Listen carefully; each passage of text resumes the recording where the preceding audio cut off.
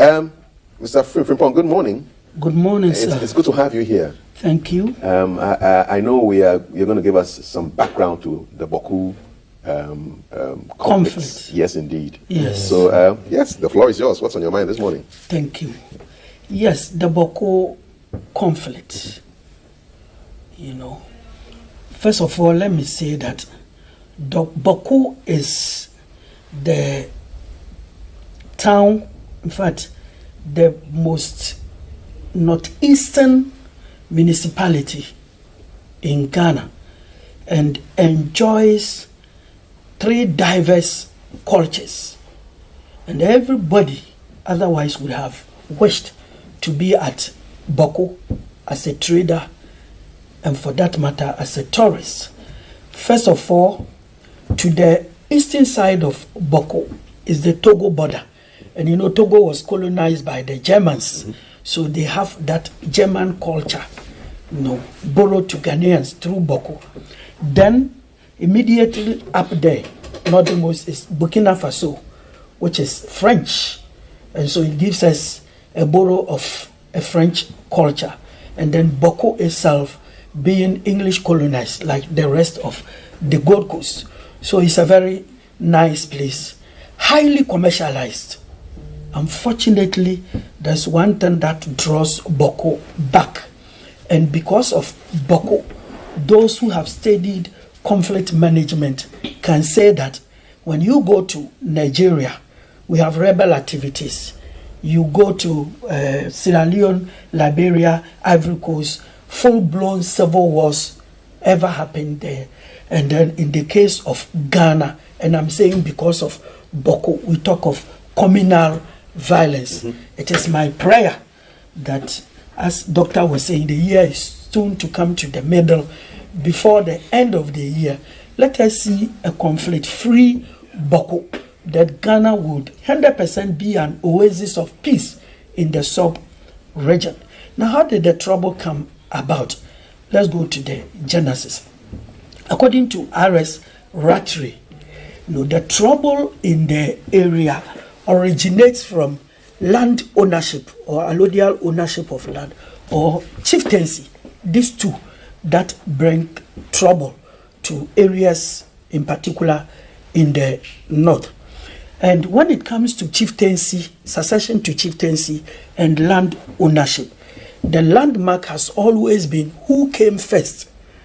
And almost all historians, anthropologists, sociologists agree that it was the Kusasi people who came first. In fact, I should have said, or I should have begun by saying that in the Bawku area, the most dominant ethnic group is the Kusasi. And then the Mamprisi are a very small minority.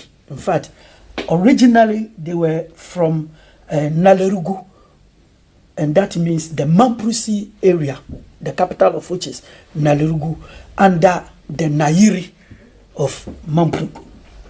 Now these people, living the Kusasi to the Mamprisi, these people originated from a very ancient ancestor called Na Bewa.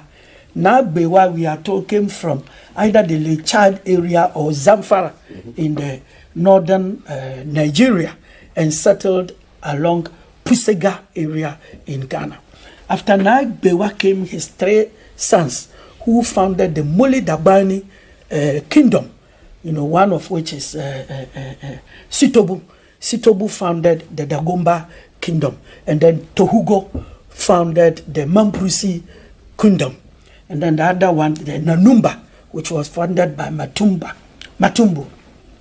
Now, these people remained where they were until we are told that in the 17th century, the Kusasi people, who were anacephalous people, anacephalous society, were threatened by the Buzanges from Burkina Faso.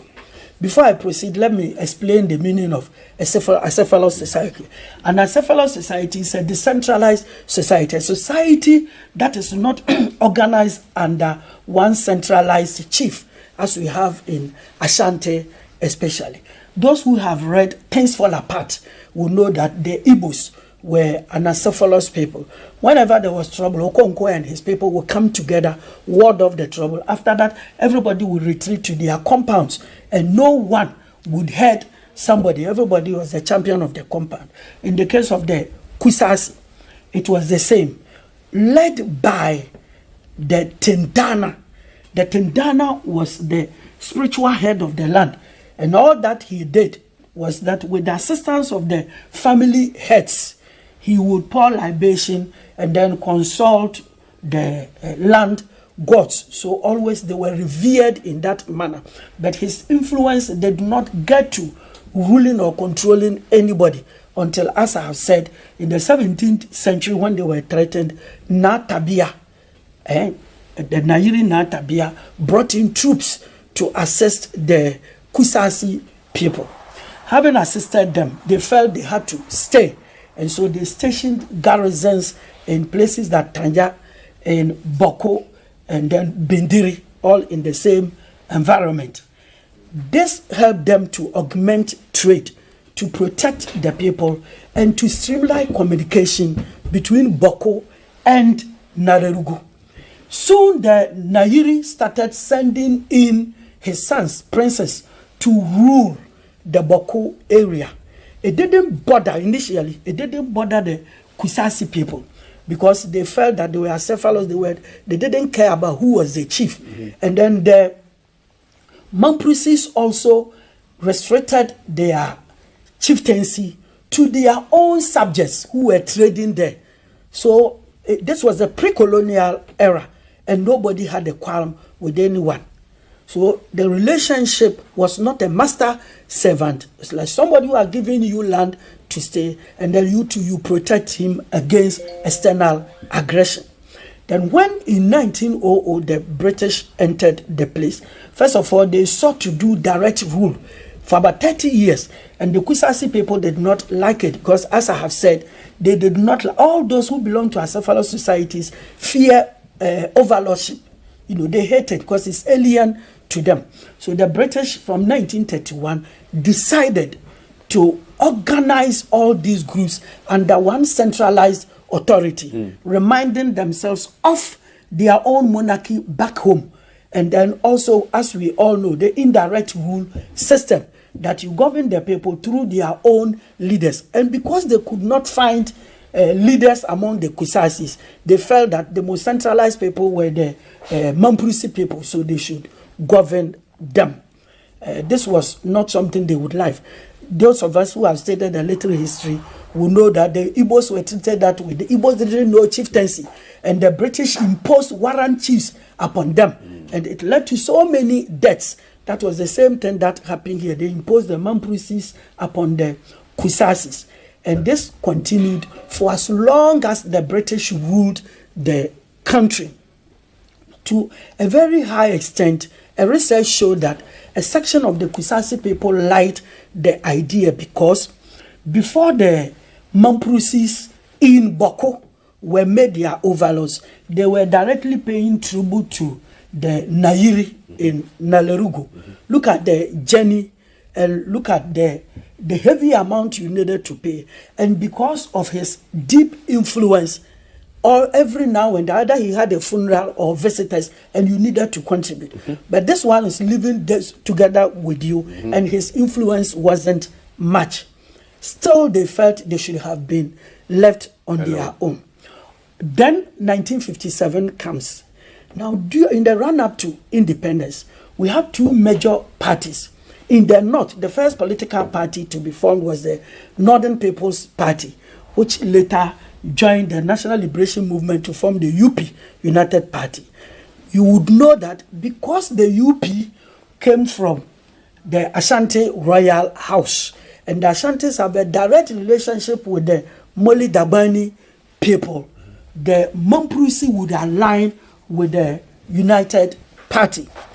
And because the Kusasis were Cephalous, mass-oriented, naturally they will go to the CPP. Now, after independence, the Nkrumah government set up the Afari Commission, to go into the whole chieftaincy system of the Kusasi Nanumba people. people to find out whether the Kwisasis were to be encouraged to have their own chiefs so that they will move from an acephalous society to a chieftaincy society. They govern their own selves, or to make the new overlords, the latecomers, to govern them.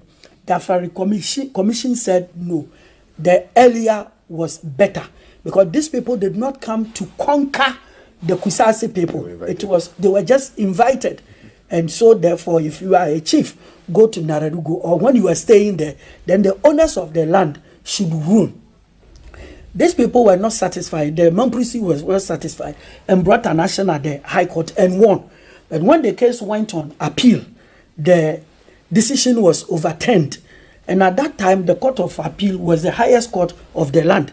So the highest court of the land having spoken, everybody was quiet and there was peace. I won't say relative peace. Peace, because it wasn't a politician that has spoken, but the highest court of the land, the judiciary.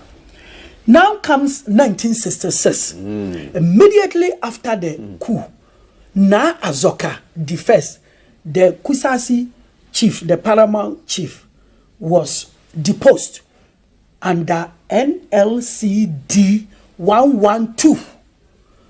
And it means that this NLCD 112 kicked against, do I say, if today we say Supreme Court decision. It kicked against it, it killed it completely. And so all that the Kwisasis would do was just to wait until there had been a political change.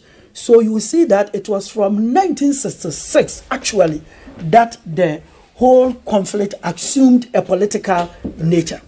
Then in 1983, the Kwisasis were able to lobby the PNDC government to pass the PNDC Law 75, which resurrected the Court of Appeal decision of 1958. So the paramount chief belonging to Mamprisi group, Adam Azomyogo, was distilled. And then the son of the late Azoka, who was Azoka II, was enskined. Sorry, let me start it, put it very well. The late Azoka I was posthumously recognized as the lawful paramount chief of the area, because PNDC Law 75 had also come to repeal NLCD 112. And as we are saying, posthumous, because he was dead, his son had to ascend the throne. And so from that day up to date, the conflict had been a political one.